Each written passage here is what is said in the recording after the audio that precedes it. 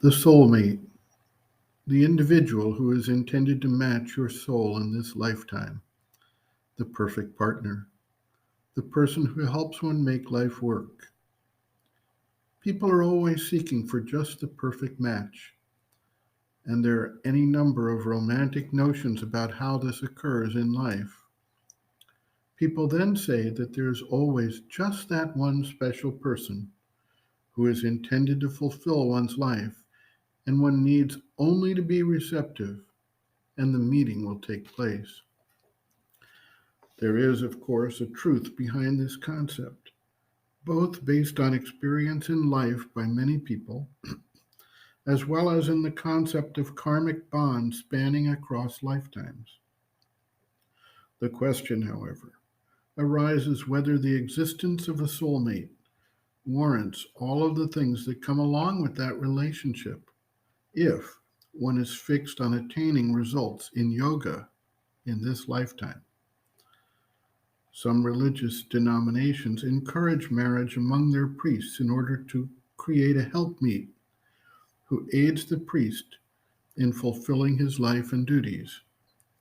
Some encourage marriage among devotees with the idea of living a devoted life while developing and maintaining a family experience.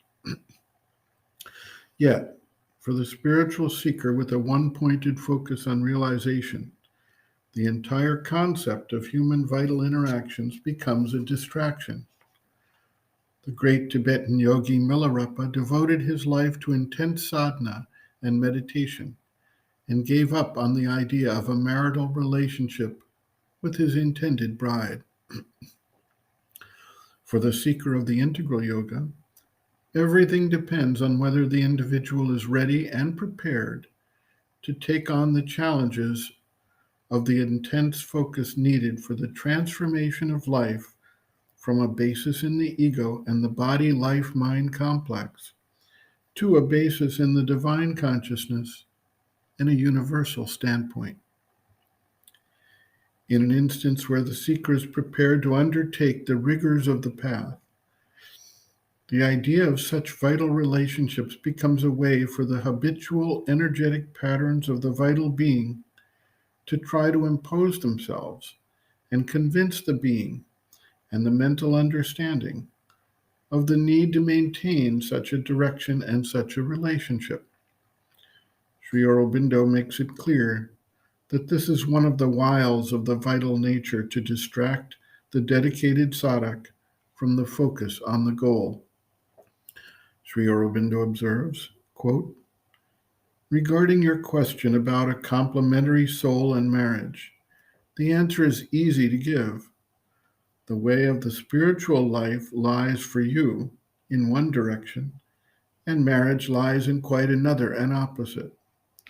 All talk about a complementary soul is a camouflage with which the mind tries to cover the sentimental, sensational, and physical wants of the lower vital nature. It is that vital nature in you which puts the question and would like an answer, reconciling its desires and demands with the call of the true soul in you. But it must not expect a sanction for any such incongruous reconciliation from here.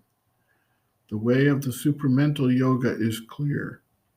It lies not through concession to these things, not, in your case, through satisfaction, under a spiritual cover, if possible, of its cravings for the comforts and gratifications of a domestic and conjugal life, and the enjoyment of the ordinary emotional desires and physical passions, but through the purification and transformation of the forces which these movements pervert and misuse.